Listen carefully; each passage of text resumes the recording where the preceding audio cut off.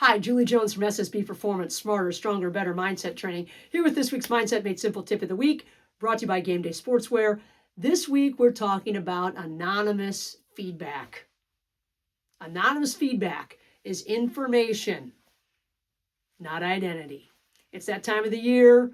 If you're in coaching or leadership, we're at end of the season evaluations. And most of these end of the season evaluations are anonymous. And a lot of kids have all kinds of stuff written down on their phones that they want to say at the end of the year. Reviews from students, reviews from staff, it doesn't make any difference who it is. They're coming with information.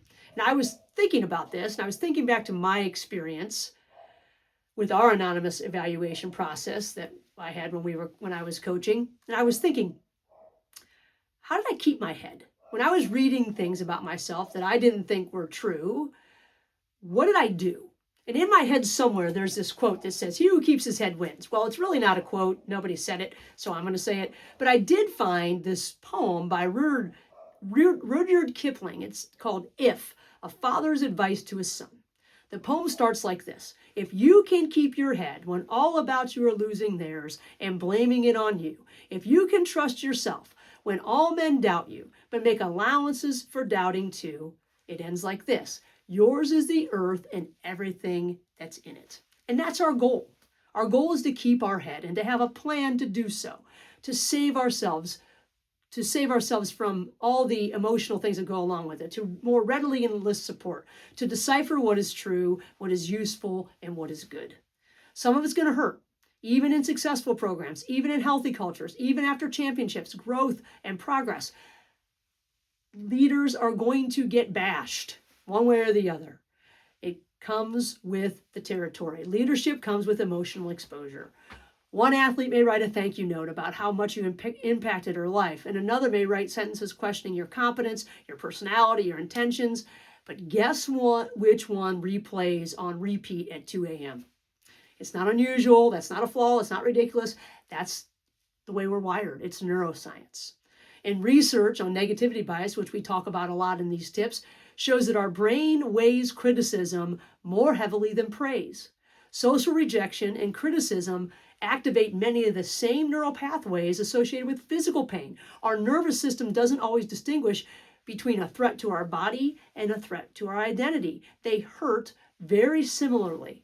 That is why anonymous criticism can feel so personal and so consuming and disappointing in so many ways.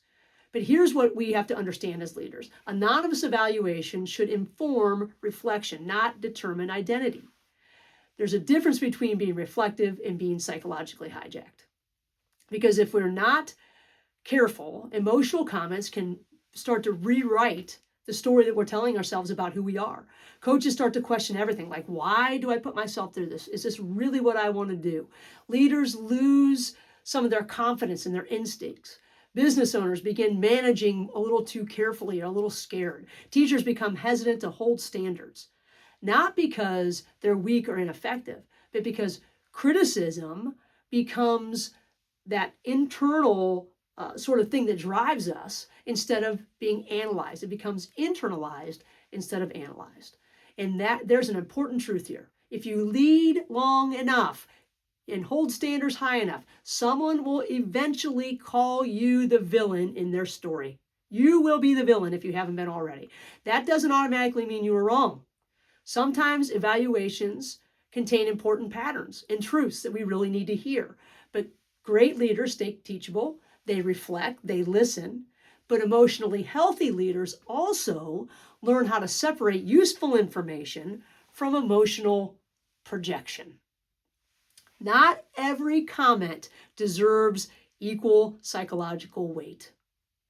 A frustrated athlete who didn't play, an employee who resisted accountability, a student unhappy with boundaries, these people may experience leadership through the lens of disappointment, just like we have at times.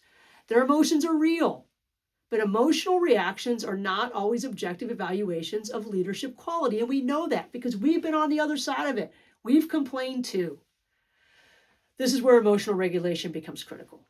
Before reading evaluations, pause, breathe, slow your physiology down. And then put yourself into the driver's seat. Ask, Is this a pattern or an isolated emotional reaction?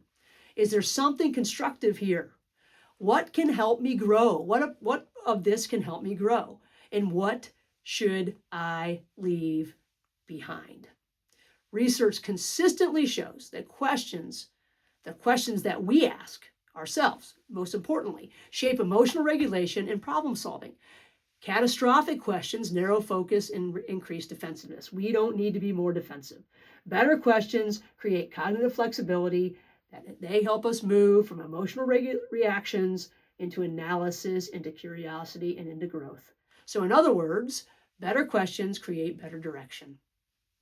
Another powerful performance tool that we can use for handling evaluations is an implementation intention, an if-then plan that prepares us for emotional moments before they happen. Think about what you need to do when you get there. For example, if I read something emotionally triggering, then I'll pause, breathe, and evaluate before I react. If I start spiraling into some sort of doubt or frustration, then I'll return to patterns of evidence instead of isolated comments. Or if I feel defensive, then I'll ask what might be useful here. What can I use before I dismiss it? Because we can't dismiss everything. We need to ask good questions. We need to have a plan. Another helpful strategy is organizing evaluations into categories instead of emotionally absorbing every comment equally. Here are some categories that we can use: helpful and actionable feedback, positive feedback and evidence of impact, areas that may require reflection or adjustment, and then finally, emotionally charged comments and unrealistic reactions. Then we have to create a response system for each category, which could be really, really helpful. Helpful feedback should lead to intentional adjustments. What can I improve? Specifically, what can I improve? Positive feedback should be absorbed, not just skipped over. That's our problem. Leaders often rush past that encouragement while magnifying criticism. Evidence of positive impact matters too. Feedback requiring reflection should be explored with curiosity. Is there a blind spot here? Is there a communication gap? Or is there a consistency or inconsistency issue here? And then those emotionally charged comments shouldn't be automatically dismissed simply because they're emotional. Emotion often contains information, even if the delivery is distorted. We can ask, is there a pattern here? Is there something that is a pattern outside of the emotion? Could this point to an issue that in clarity, an issue in communication, or an expectation management issue? All that's a lot. But strong leaders don't treat every comment equally, but they also don't ignore difficult feedback simply because it's uncomfortable.